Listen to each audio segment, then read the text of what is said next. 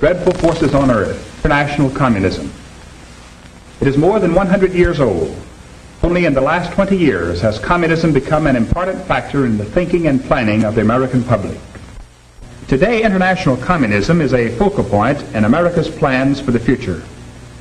It is the great question mark in our happiness and economic well-being. What communism does, and America's reaction to it, today holds the fate of not only you and me, but of all mankind. The word communism, before Karl Marx began to make use of it, is an economic term, not a political one. Webster's Collegiate Dictionary communism as any system of social organization in which goods are held in common. Thus, pure communism is a mode of living employed by a group of people and principle of private ownership of property. As we dramatized in the first session of this series, our founders at Jamestown and Plymouth Colony lived for a short period in a communal or communistic mode, banded together like one big family. Everyone worked for the group, and the produce went into a common storehouse to be doled out in equal shares. Quickly found that this mode of living would not work without the forfeiting of individual freedom, private ownership, and self-reliance. The communistic experiments at Jamestown and Plymouth Colony were the pure form, only as a magnet to draw its victims into quite a different system. But let's go back to this earthbound religion for millions. Following under the banner of Marx and later that of Lenin and Stalin, the communists have always clearly identified their enemies as capitalism and Christianity. As long as capitalism and socialism exist, we cannot live in one or the other will triumph. A funeral dirge will be sung over the Soviet Republic or world capitalism. All the militant spirit that communism has whipped up since Lenin and his revolutionaries overthrew the Russian government in 1917 has been motivated and continues to be motivated by the primary aim of destroying all nations living in a capitalistic system. Communists are taught to hate the economic concept of individualism or self-reliance and the Christian concept of a spiritual God ruling over the universe. But Marx also taught that communism cannot directly replace capitalism. It must work for the establishment of socialism as the key step toward communism. Marx stated it categorically. Lenin repeated it. So did Stalin. In the main, when we establish socialism, we have already achieved the first phase of communism. The final stage of communism, as envisioned by Marx, would be a utopia, with no government, no laws. The people would be banded together in associations, and the economic rule to which all would voluntarily subscribe would be, as Marx wrote, from each according to his ability, to each according to his need. Russia, after 40 years of socialism, is even farther away from this communistic goal than in 1917. In fact, the state, or government, instead of withering away, has become stronger and stronger. The citizen has less and less freedom. Let's pause and analyze our lesson to this point. Socialism, as we have noted, is the economic system under which communism intended historically to operate in its first phase. John, could you give us a definition of socialism? The ownership and Communism's economic system is socialism. In communist Russia and in every other communist, the government operates the facilities for production and distribution. Communism in practice utilizes the socialistic economic system. Doing some research on this topic, can you give us the major elements? Well, communism has three key elements. They are dialectical economic determinism and atheism. Very good.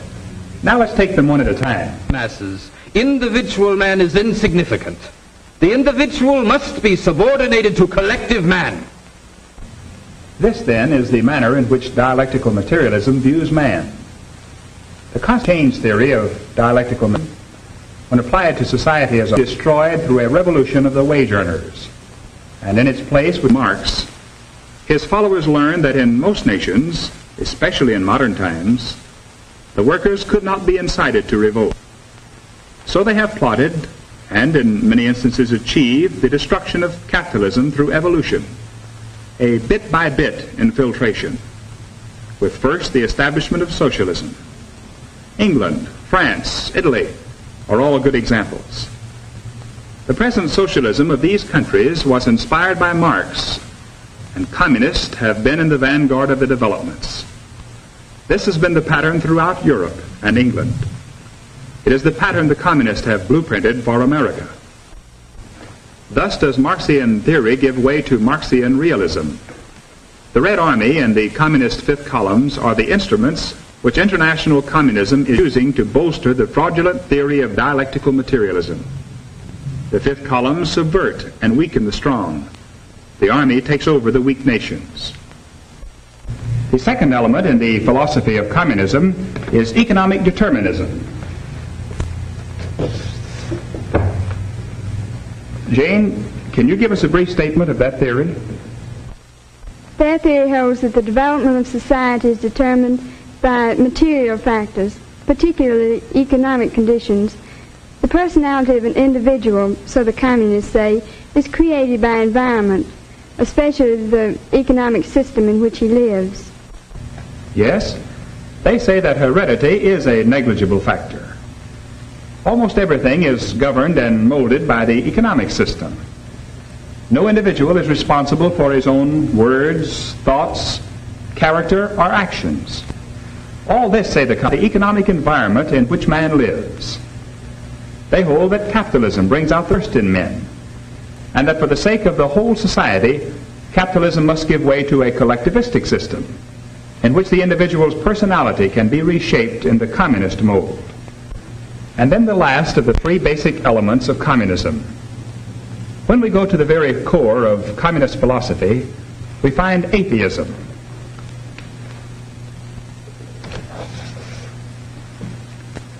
Their adoption of dialectical materialism was just another way of rejecting God.